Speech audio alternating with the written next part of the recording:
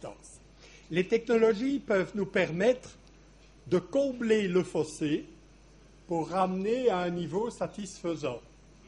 Bon, mais les technologies aussi devraient nous permettre d'aller d'un niveau satisfaisant à des valeurs ajoutées. Les valeurs ajoutées, c'est quoi? C'est les compétences dont j'ai parlé tantôt. Il faudra bien former les étudiants à vivre à l'ère numérique parce qu'elle est là. Malheureusement, je constate à Louvain et ailleurs, je voyage beaucoup, je peux voir, que la plupart du temps, je dis bien la plupart du temps, les enseignants refont avec les nouveaux outils ce qu'ils faisaient avant. Et ça, je crois que ça doit être un principe humain. Réfléchissez. Le jour où certains d'entre vous ont acheté leur nouvel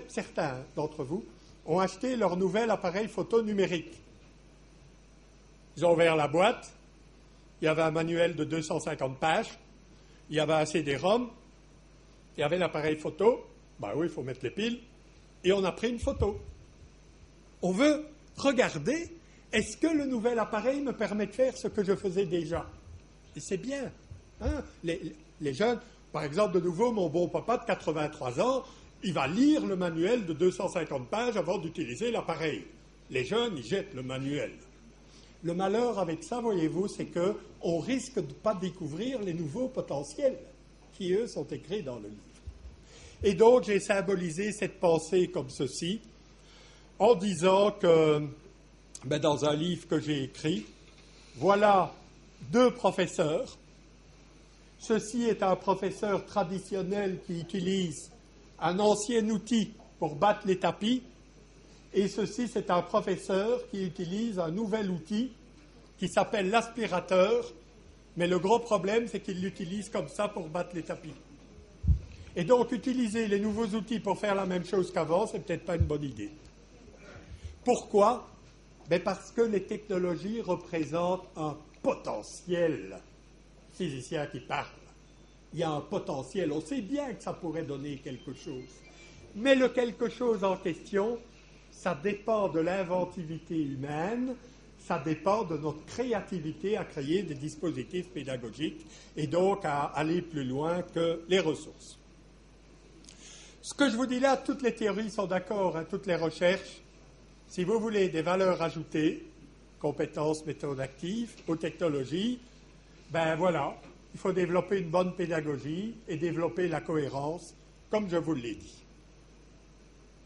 Alors, je parle très rapidement de l'e-learning, c'est-à-dire de l'apprentissage en ligne, en vous disant que l'e-learning, en France, en Belgique, un peu partout, ça a surtout été, et j'ai bien dit c'est une condition nécessaire, de médiatiser des ressources. Les ressources qu'on avait sur papier deviennent des PDF en ligne. Les vidéos qu'on regardait à la télévision, on les met sur la plateforme. On a besoin de livres. On est quand même, nous, chrétiens, vous, musulmans, on est dans la culture du livre. On a besoin de repères. Le livre reste utile. C'est un repère. C'est une création d'un auteur. D'accord? On n'est pas dans le flou, dans l'incertain. Mais malgré tout, on a d'autres ressources qui peuvent être utiles. Mais la question principale, c'est celle de la médiation des interactions. Comment on va faire sur les plateformes pour développer les interactions, les productions entre les étudiants et les interactions avec le professeur, tuteur, coach et les étudiants.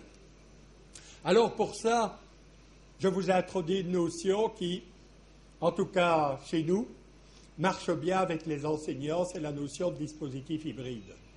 C'est la notion qui consiste à retirer de l'enseignement à distance et de l'enseignement traditionnel, le meilleur des deux mondes, c'est de retirer du distanciel, comme on dit, et du présentiel, le meilleur pour faire une forme hybride. Alors, l'université, l'école ressemblaient sans doute à ça au Moyen-Âge. Maintenant, dans nos amphis, ça ressemble à ça. Il n'y a pas beaucoup de la couleur, il y a des ordinateurs, Mais l'enseignement, et j'insiste, l'enseignement comme acte de transmission, ce que j'ai fait maintenant, peut tout aussi être bien fait via la vidéo. Oh, on n'a pas la chaleur, on n'a pas les rencontres très amicales des amis algériens, bien sûr, mais au niveau de la stricte transmission, ben, ça sont des vidéos que l'on peut trouver sur Internet pratiquement dans tous les domaines. Alors, moi, ce que je réfléchis par rapport à ça, toujours comme physicien, c'est de dire que cette articulation entre présence-distance, enseigner, apprendre, et l'espace-temps, ben, ça joue ensemble. Et je vais essayer de vous l'expliquer caricaturalement, mais correctement. Nous avons les concepts de présence. Alors, la présence, qu'est-ce que c'est? Nous sommes en présence. Le professeur est en présence de ses collègues ou de ses étudiants, peu importe. Et nous avons la distance, définition, l'enseignant est quelque part, on ne sait pas où, et les apprenants apprennent à distance. Alors vous allez me dire que je dis des banalités, oui, et pourtant c'est complètement imbécile. Parler de présence-distance, ce n'est pas correct. Le contraire de la présence, ce n'est pas la distance, mais c'est l'absence. Et le contraire de la distance, ce n'est pas la présence, mais c'est la proximité. Donc, quand on oppose présence-distance, je dis on se trompe certainement, puisque ce n'est pas du tout sur le même registre. Et de l'autre côté, il y a enseigner et apprendre. Alors, de manière caricaturale, je vous donne l'enseignement traditionnel. L'enseignement se passe en présence. Il y a cours dans tel amphi à telle heure, bon. Et l'apprentissage, ben, l'étudiant, il rentre chez lui, il doit apprendre. Il apprend à distance, à part les travaux pratiques et ces choses-là. Dans la méthode revue, l'enseignement va se faire à distance. Si tant est qu'il faut transmettre, on peut transmettre par des vidéos. Et on va profiter du présentiel pour refaire de la proximité, de l'interaction. Je ne suis pas en train de vous dire qu'on va évacuer, qu'on va rompre le contact humain. Je vous dis, on va le faire plus que jamais. Au lieu de donner des cours dans des amphis, où je donne parfois cours à 250 étudiants, ne me dites pas que là-dedans, il y a du contact humain, s'il vous plaît. C'est pas ça. Il n'y en a pas. Quand je dis est-ce qu'il y a des questions, toutes les têtes, il n'y a pas de questions. Non. Moi, je dis à mes étudiants, vous regardez telle vidéo une semaine, et au cours suivant, on pose des questions, je donne des cas, des exemples, on donne son opinion, des avis et des suggestions. Je redonne au présentiel son sens originel d'agora, de discussion et de co-construction de connaissances. J'ai évacué le transmissif, mais il est toujours là. Je l'ai mis à distance.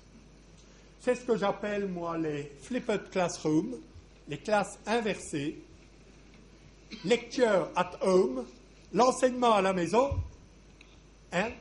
homework in class, le travail en classe, le travail à la maison, dans les classes. Ben voilà comment moi je renverse les choses avec le numérique, et je peux vous dire que ça marche. Ne venez pas, ça ne va pas marcher, les étudiants ne vont pas lire. Vous savez ce que je fais quand les étudiants? Je mets des vidéos, d'ailleurs ça je pourrais d'ailleurs vous montrer. Voilà un cours de Marcel Lebrun qui se donne, il vient de se terminer pratiquement. Ça commence par des flipped classrooms. Les étudiants ont des vidéos à regarder, ça ne veut pas dire que les cours n'ont pas lieu, mais au cours, je ne donne pas cours, je réponds à leurs questions. Et les questions, ils doivent les mettre sur un forum. D'accord? Au premier cours, j'étais triste, il y avait 3 messages sur 40 étudiants. Et puis les autres ont vu qu'au cours, je ne faisais que répondre aux questions. Ils ont mis des questions. Plus riche, dans les derniers cours, il y avait sur 40 étudiants 15 questions opinions. Et vous savez combien de fois elles avaient été vues? 120 fois. Ça voulait dire que des étudiants, même qui n'avaient pas écrit, ils allaient voir ce que les autres avaient dit, et donc ils pouvaient profiter du cours. Réfléchissez à ça. Je fais des travaux de groupe. Je demande aux étudiants de faire un mini-colloque où ils viennent présenter. Et alors, ce que j'ai trouvé d'intéressant toujours avec les plateformes, les étudiants doivent publier le travail provisoire. Et alors, je dis, le groupe 1 va évaluer le travail du groupe 3, le groupe 2, le groupe 4, etc. Pourquoi je fais ça? Ah, mais je veux développer l'esprit critique des étudiants. Et donc, il y a de l'information, de la motivation, de l'interaction, de la production, et évidemment, recherche d'information, travail d'équipe, communication, créativité. Alors, ceci, je vais vous passer, simplement pour vous dire que à Louvain, je travaille dans le développement d'une plateforme qui a été un consortium et on développe ensemble une plateforme. Ce n'est pas vraiment ce que je voulais vous dire aujourd'hui, mais c'était surtout vous dire que j'ai fait pas mal de recherches sur les effets d'une plateforme numérique, en particulier essayer de voir s'il y avait des valeurs ajoutées pour l'apprentissage au niveau de la motivation, des ressources, de l'interaction, etc. Et j'arrive très rapidement au résultat, qui est ceci. J'avais interrogé les étudiants sur différents paramètres. Il y a plus d'interaction entre les étudiants. Je développe davantage les compétences en recherche documentaire. Les étudiants sont plus motivés. Et vous voyez ici le pourcentage d'accord des étudiants globalement sur notre plateforme. On voit que c'est relativement faible. Hein. On est en moyenne à 39%, ce qui veut dire qu'il n'y a que 39% des étudiants qui croient que la plateforme apporte des valeurs ajoutées. Cependant, quand je regarde ce résultat, les 39%, en fonction de la richesse du dispositif, richesse en termes d'interaction, de proaction, d'incitation, on voit qu'on passe ici de 20% d'accord à des 50-60% d'accord, ce qui montre bien que ce n'est pas tant l'outil Claroline, Dokeos, le portail que vous développez, qui va compter, que les dispositifs que les professeurs vont créer avec ça. Et le dispositif, il n'est pas dans la plateforme, il est dans les intentions, dans ce qu'on veut faire, etc. Alors, enseigner 2.0, la théorie de l'ordre et du désordre.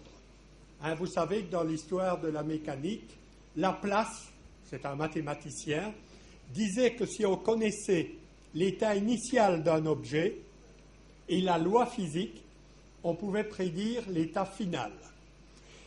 Et bien souvent, les enseignants, ils travaillent avec un étudiant moyen auquel ils appliquent une méthode moyenne en espérant avoir un résultat moyen satisfaisant. Le gros problème, c'est...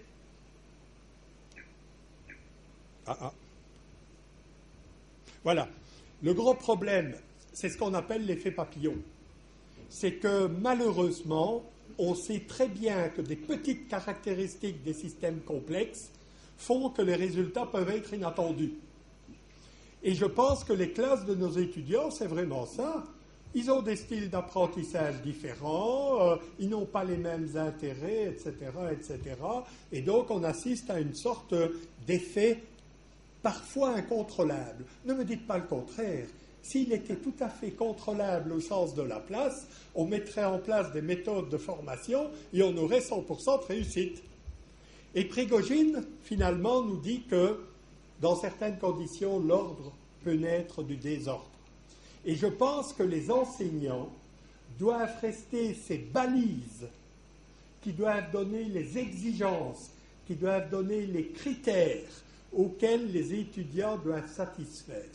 Autrement dit, pour moi, le web, c'est un gigantesque terrain de liberté, mais c'est à l'enseignant que revient de construire les parcours, les passages obligés, les critères, etc., etc. Donc, apprendre, ce serait faire naître l'ordre du désordre, et enseigner, ce serait essayer de faire ces phénomènes qui permettent d'organiser la construction de la connaissance. Alors, je termine.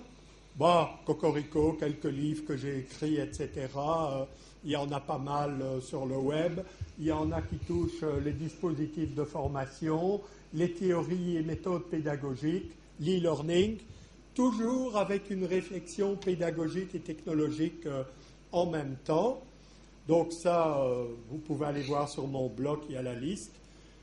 Des références de recherche, parce que j'ai essayé quand même, dans le temps qui m'est resté, de faire des recherches qualitatives et quantitatives sur les impacts des technologies. Et finalement, le temps de conclure.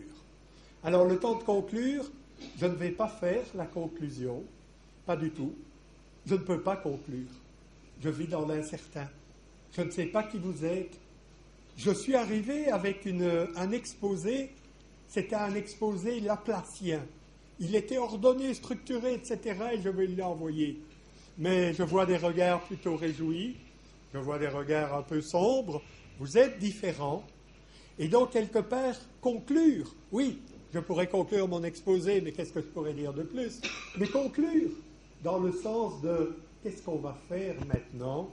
Eh bien, je vais le laisser à quelqu'un dont j'ai parlé et qui est Michel Serres, dans une conférence très intéressante où il parle des rapports justement entre pédagogie et technologie, et c'est la conclusion de sa conférence.